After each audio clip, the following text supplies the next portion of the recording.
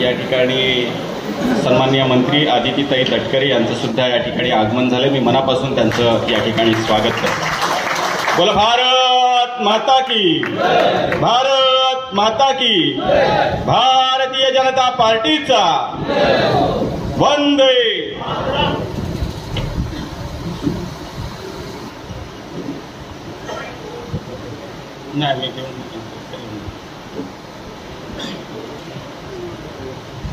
मी या निमित्ताने व्यासपीठावर उपस्थित असलेल्या सन्माननीय मंत्री आदरणीय आदितीताई तटकरे यांचं स्वागत तालुक्याचे अध्यक्ष उदयजी काटे यांनी करावं।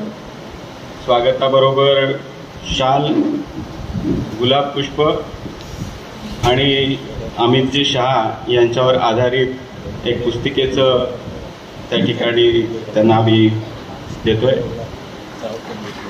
भाजपाची वाटचाल आणि अमित शहा असे या पुस्तकाचं नाव।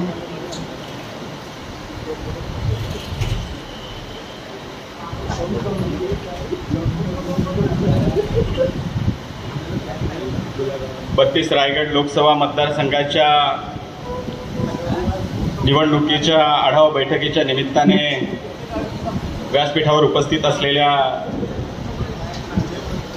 या जिल्ह्यातील एक कार्यक्षम मंत्री आदरणीय आदितीताई तटकरे, या जिल्ह्यातल्या प्रत्येक कार्यकर्त्याला ज्यांनी बळ दिलं आणि ज्यांच्यामध्ये लढण्याचा हुंकार फुकला ते आमच्या सर्वांचेच मार्गदर्शक आदरणीय सतीशजी धारप साहेब, ज्यांच्या नेतृत्वामुळे दक्षिण रायगडमध्ये भारतीय जनता पार्टीची पाळंमुळं ही विधानसभेमध्ये रोवली गेली, ते आमच्या सर्वांचेच आदरणीय नेते रविशेठ पाटील, व्यासपीठावर उपस्थित असलेल्या आदरणीय गीताताई पालरेच्या, आमचे सर्वांचेच मार्गदर्शक आदरणीय गिरीशजी तुळपुळे साहेब, या विधानसभेचे निवडणूक प्रमुख माझे मित्र सहकारी छोटमशेठ भोईर, व्यासपीठावर उपस्थित असलेले राजेशजी मापारा, सोपानजी जांभेकर, ज्यांच्या मार्गदर्शनाखाली आम्ही या तालुक्यामध्ये या विधानसभा मतदारसंघामध्ये काम करतो, ते आमचे सर्वांचेच मार्गदर्शक आदरणीय दांडेकर साहेब,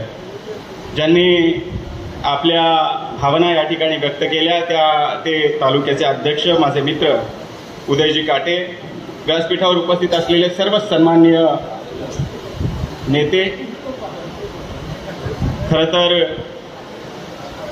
परवाच्याला ठरलं की भारतीय जनता पार्टीच्या तालुकानिहाय बैठका ह्या प्रत्येक तालुक्यामध्ये झाल्या पाहिजेत। आपल्या सगळ्यांनाच माहिती आहे की 32 रायगड लोकसभा मतदारसंघामध्ये आपण सगळ्यांनीच भारतीय जनता पार्टीच्या कमळ चिन्हावरती लढण्याचा त्या ठिकाणी निर्धार व्यक्त केला होता। खरं तर आपल्या सगळ्यांनाच माहिती आहे की 2014च्या निवडणुका सुद्धा आपण पाहिल्या, 2019च्या निवडणुका सुद्धा पाहिल्या, 2014च्या निवडणुका पाहिल्या, 2009च्या निवडणुका सुद्धा पाहिल्या, परंतु भारतीय जनता पार्टीची ताकद ही या संपूर्ण मतदारसंघामध्ये कधी भारतीय जनता पार्टीचा कमळ चिन्हावरचा उमेदवार त्या ठिकाणी निवडून येईल किंवा तशी त्या ठिकाणी आपण जाहीररित्या निर्धार करू, इतकी ताकद ही त्या निमित्ताने कुठेतरी कमी पडत होती।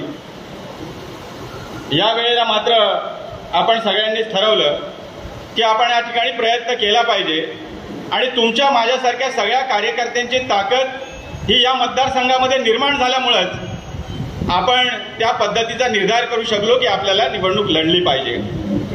परंतु हे खरं आहे की भारतीय जनता पार्टीचा इतिहास आपल्याला माहीत असणारे आपण सगळे कार्यकर्ते आहोत। काय इतिहास आहे? भारतीय जनता पार्टीची मूळ स्थापना 1952 साली भारतीय जनसंघ म्हणून झाली। आपण ज्यांच्या प्रतिमेचे या ठिकाणी पूजन केलं ते श्यामाप्रसाद मुखर्जी असतील, दीनदयाल उपाध्याय असतील, यांच्यासारखी ओजस्वी नेतृत्व यांनी या जनसंघाची स्थापना केली आणि देशाच्या भवितव्यासाठी देश हा सुरक्षित राहिला पाहिजे, देशामध्ये त्या ठिकाणी सार्वभौम अशी शक्ती निर्माण झाली पाहिजे, याच्यासाठी निर्माण झालेला हा पक्ष होता। खरं तर भारतीय जनता पार्टीची स्थापना ही बलिदानातून झाली, हा इतिहास आहे।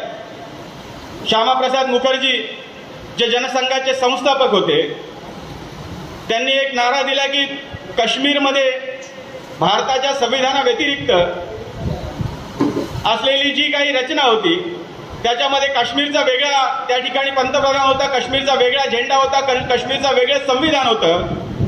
अशा सगळ्या प्रतिकूल परिस्थिती में इस देश में दो निशान, दो प्रधान और दो संविधान नहीं चलेंगे अशा पद्धतीची घोषणा ही त्यावेळी केली। आणि या सगळ्या लढ्यामध्ये ज्यावेळेस ते काश्मीरमध्ये गेले त्यावेळेस काश्मीरमध्ये त्यांचा संशयास्पद त्या ठिकाणी मृत्यू झाला। आपल्या सगळ्यांनाही कळालं नाही की त्या मृत्यूचं कारण काय, परंतु आपल्या सगळ्यांनाच माहिती आहे की श्यामाप्रसाद मुखर्जी यांचा जो काही त्या ठिकाणी शेवटचा दिवस आहे तो बलिदान दिवस म्हणून आपण सगळेजण साजरा करतो। का साजरा करतो? आपल्या सगळ्यांनाच माहिती आहे की या पार्टीसाठी बलिदान देणारी अनेक व्यक्तिमत्व ही त्या ठिकाणी निर्माण झाली। 1980 साली त्या ठिकाणी भारतीय जनता पार्टीची स्थापना झाली आणि भारतीय जनता पार्टीची स्थापना झाल्यानंतर आपल्या सगळ्यांनाच माहिती आहे की 1980 साली आपण पहिली निवडणूक लढलो आणि त्या निवडणुकीमध्ये केवळ 2 खासदार आपले निवडून आले।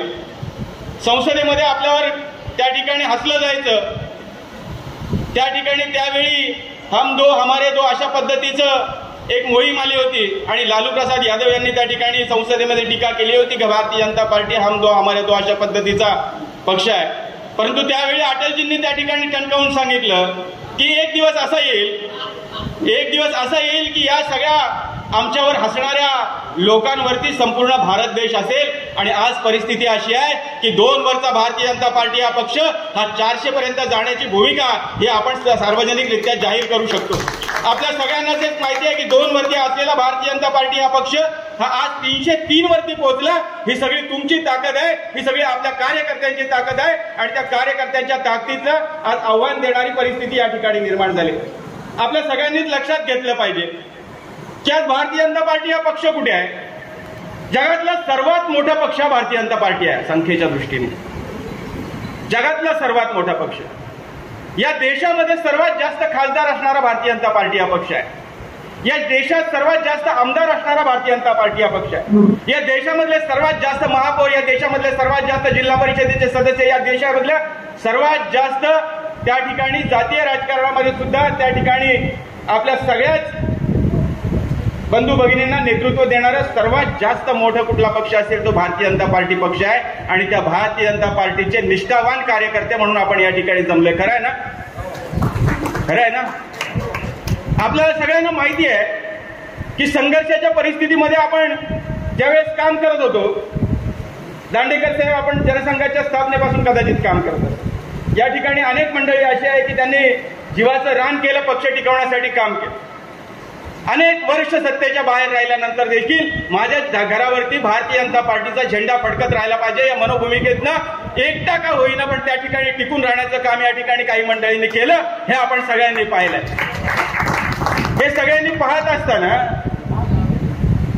आपण त्यावेळी निर्धार काय केला होता की मला त्या ठिकाणी कधीतरी माझा या देशावरती राज्य करणारा पंतप्रधान मिळेल। 2014 साली आपल्या सगळ्यांचं स्वप्न साकार झालं आणि नरेंद्रजी मोदी यांच्या नेतृत्वाखाली एक कणखर पंतप्रधान, एक देशाला दिशा देणारा पंतप्रधान, एक देशाला विकासाची दृष्टी देणारा पंतप्रधान आपल्या सगळ्यांना मिळाला। आणि आपण सगळ्यांनीच पाहिलं की या देशाचा कायापालट करण्याची ताकद असणारा पंतप्रधान आपल्याला मिळाला। 2014 साली सुरुवात झाली, 2019 साली त्या ठिकाणी पुन्हा एकदा नरेंद्रजी मोदी यांना संधी मिळाली आणि आता 2024चा आपल्या सगळ्यांनाच माहिती आहे की देशाच्या विकासाची वेगवेगळी धोरणं आखत असताना त्या ठिकाणी देशाच्या संसदेमध्ये आपलं असलेलं महत्त्व, आपलं असलेलं बळ हे जर वाढलं तर देशाला विकासाची दृष्टी नाही तर त्या देशाला त्या ठिकाणी विश्वगुरू करण्याचं स्वप्न आपण जे पाहत आहोत ते स्वप्न सुद्धा पूर्ण करण्याची धमक ही कुणामध्ये असेल तर आदरणीय नरेंद्र मोदीजींमध्ये आहे। लक्षात घ्या, जगातल्या सगळ्या नेत्यांमध्ये सर्वप्रथम लोकप्रिय असलेला नेता हा आपला सगळ्या तुमचा माझा नेता असलेला पंतप्रधान नरेंद्रजी मोदी आहेत। हे आपण कसं विसरून चालेल? आज या 32 रायगड लोकसभेचा विषय आला, उदयजी आपण व्यक्त केलेली भावना आम्हाला सगळ्यांना माहिती आहे। व्यासपीठावरून आम्ही सुद्धा तीच त्या ठिकाणी भावना व्यक्त केली होती। परंतु ही भावना व्यक्त करत असताना कार्यकर्त्याची भावना जपली जाईल ही गोष्ट साहजिकच महत्वाची आहे। परंतु ज्या वेळेस त्या ठिकाणी वेगवेगळे पक्ष एकत्रित येऊन त्या ठिकाणी विकासाच्या दृष्टीने त्या ठिकाणी एखादा निर्णय घेतात आणि त्या निर्णयाच्या दृष्टीने पुढे जाण्याचा निर्देश हा आपल्या जवळ जेव्हा पक्षश्रेष्ठी देतात त्यावेळेस आपण या एका मतदारसंघापुरता विचार केला पाहिजे का? आज जसं दांडेकर साहेब आपण सांगितलं ते योग्य आहे। या मतदारसंघामध्ये एक परिस्थिती निर्माण झाली की या ठिकाणी आपण सगळेजण निवडणूक लढवायला इच्छुक होतो। तशाच बऱ्याच ठिकाणी परिस्थिती होती। आपले प्रदेशाचे अध्यक्ष आदरणीय बावनकुळे साहेब त्या ठिकाणी तशी परिस्थिती होती। आपल्याला वाटत होतं की मावळमध्ये तशी परिस्थिती आहे। या सगळ्या ठिकाणी असलेली पक्षाची कार्यकर्त्याची भावना ही त्या ठिकाणी तशीच होती, कारण ताकद निर्माण। परंतु ज्यावेळेस पक्षश्रेष्ठी निर्णय घेतात एखाद्या ठिकाणी भारतीय जनता पार्टीचा ज्यावेळेस त्या ठिकाणी उमेदवार उभा राहतो त्यावेळेस त्या ठिकाणी राष्ट्रवादी काँग्रेस पक्ष असेल किंवा शिवसेनेची तशीच भावना असते, त्यावेळेस तुमच्या माझ्या पक्षाची जशी भावना त्यांनी त्या ठिकाणी व्यासपीठावर व्यक्त होते त्यावेळेस भारतीय जनता पार्टीला तडजोड करत असताना किंवा त्या ठिकाणी आपल्याला मागणी करत असताना राष्ट्रवादी काँग्रेस पक्ष किंवा शिवसेनेची तशी सुद्धा भावना असू शकते, लक्षात घ्या। त्याच्यामुळे या सगळ्या महाराष्ट्राचं गणित बसवत असताना त्या ठिकाणी पक्षाचं धोरण म्हणून युतीचं धोरण म्हणून एक निर्णय घेतला जात असेल तर त्या ठिकाणी आपल्याला पक्षाचा एक शिरोधार्य कार्यकर्ता, पक्षाचा निर्णय मानणारा एक एकनिष्ठ कार्यकर्ता म्हणून आपल्याला सगळ्यांनाच ती भूमिका मान्य करावी लागेल। आपल्या सगळ्यांना माहिती आहे 2014 साली ज्यावेळेस तशी परिस्थिती निर्माण झाली होती आपण शिवसेनेबरोबर होतो आणि शिवसेनेबरोबर असताना काही माणसांनी सांगितली की आता मागची भाषणं महेशमध्ये तुम्ही काढून बघा। परंतु मी त्यांना सांगेन की काही काढून बघण्याची आवश्यकता नाही। माझ्यासारखा कार्यकर्ता, माझ्या समोर बसलेले कार्यकर्ते यांना निश्चितपणाने माझा गर्व आहे, मला अभिमान या कार्यकर्त्याचा आहे। बाळाशेठ या ठिकाणी बसलेत, अनेक जुने कार्यकर्ते या ठिकाणी बसलेत, नवीन आलेले कार्यकर्ते या ठिकाणी आहेत की पक्षाचा निर्णय आल्यानंतर त्या ठिकाणी पक्षाचा निर्णय शिरोधार्य मानून त्या ठिकाणी काम करणारा कार्यकर्ता हा आज माझ्यासमोर बसलाय आणि मला त्या कार्यकर्त्याचा अभिमान आहे। आणि त्या ठिकाणी ही कार्यकर्त्याची फळी ही आज कामाला लागलेली आहे। ताई आपण आज या ठिकाणी आहे, त्या ठिकाणी निर्णय झाला 4 दिवसापूर्वी। आम्हाला सगळ्यांनाच जिल्ह्यातल्या प्रमुख पदाधिकाऱ्यांना बोलवलं होतं आणि आदरणीय सतीशजी धारक साहेब आमचे सगळ्यांचेच नेते त्या ठिकाणी भूमिका मांडत होते। मला भूमिका त्यांची जी पाहिली मी,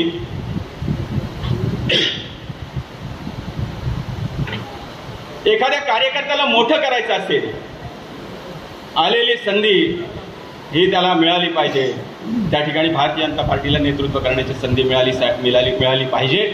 यासाठी पार्टीची बाजू किती भक्कमपणे ते लावून धरू शकतात हे आम्ही आमच्या डोळ्याने पाहिजे। आणि ती बाजू लावून धरत असताना दुसऱ्या बाजूला चव्हाण साहेब आहेत, आपल्या पक्षाचे प्रदेशाचे अध्यक्ष आदरणीय बावनकुळे साहेब आहेत। ही सगळी मंडळी ज्यावेळेस बसलेली आहे आणि त्या पक्षाच्या मंडळींनी निर्णय घेतला। मी तुम्हाला सांगतो या जिल्ह्यामध्ये रवींद्र चव्हाण साहेबांनी काम केलं की नाही केलं सांगा बरं। त्यांनी काम केलं म्हणजे असं काम केलं नाही कार्यकर्त्याच्या मनामध्ये घुसून, कार्यकर्त्याला नुसतं विकास कामाच्या दृष्टीने उभं केलं नाही तर कार्यकर्ता हा लढायला सुद्धा तयार झाला पाहिजे। ही भूमिका त्यांनी कार्यकर्त्याच्या मनामध्ये चेतवण्याचं काम केलं ना।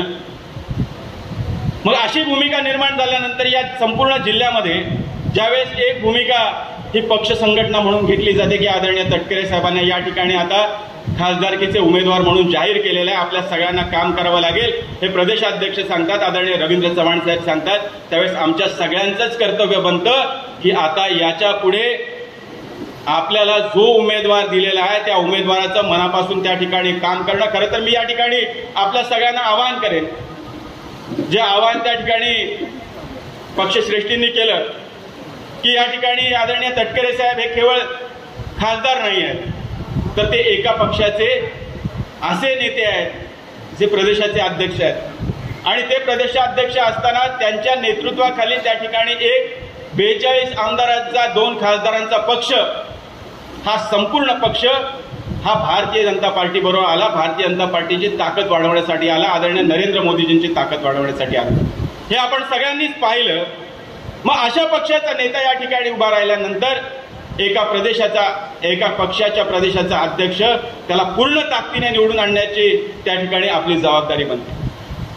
त्याच्यामुळे आपल्या सगळ्यांनाच मला आवाहन करायचं आहे की हे खरं आहे की आम्ही सगळेजण त्या ठिकाणी लढण्यासाठी तयार होतो. आमची ताकद या मतदारसंघामध्ये आज अलिबागची सगळी, फक्त अलिबागचीच ही प्रमुख पदाधिकाऱ्यांची काही मीटिंग आहे आणि प्रमुख कार्यकर्ते पदाधिकारी या ठिकाणी जमले. पुढे मुरुडची मीटिंग आहे, आपण त्या ठिकाणी ती ताकद पाहतो. परंतु ही सगळी ताकद ही आपल्या उमेदवाराच्या पाठीशी अत्यंत भक्कमपणे, अत्यंत ताकदीने, जसा काही हा उमेदवार हा भारतीय जनता पार्टीचाच उमेदवार आहे अशा पद्धतीने उभी राहील हा विश्वास या ठिकाणी व्यक्त करतो. खरं तर आपण सगळेच जण हे पक्षाचा निर्णय, पक्षश्रेष्ठींचा आदेश हे मानणारे कार्यकर्ते होते, अनेक ठिकाणी सिद्ध झाले. विरोधात ज्यावेळेस काम करत होतो त्यावेळेस रस्त्यावरती उतरून आंदोलनं केली. बरोबर ज्यावेळेस काम करत होतो त्यावेळेस अगदी मनापासून काम केलं. 2019ला 2014 साली ताई शिवसेनेने जेवढं काम केलं नसेल तेवढं त्यांच्या उमेदवारासाठी एक पाऊल पुढे जाऊन आम्ही काम केलं. आणि यावेळी सुद्धा आपल्याला विश्वास देतो की तटकरे साहेबांचे कार्यकर्ते कमी पडतील, परंतु भारतीय जनता पार्टीचा कार्यकर्ता हा काम करण्यामध्ये कमी पडणार नाही हा विश्वास या ठिकाणी देतो आणि सांगतो. धन्यवाद. जय हिंद, जय महाराष्ट्र. भारतीय जनता पार्टीचा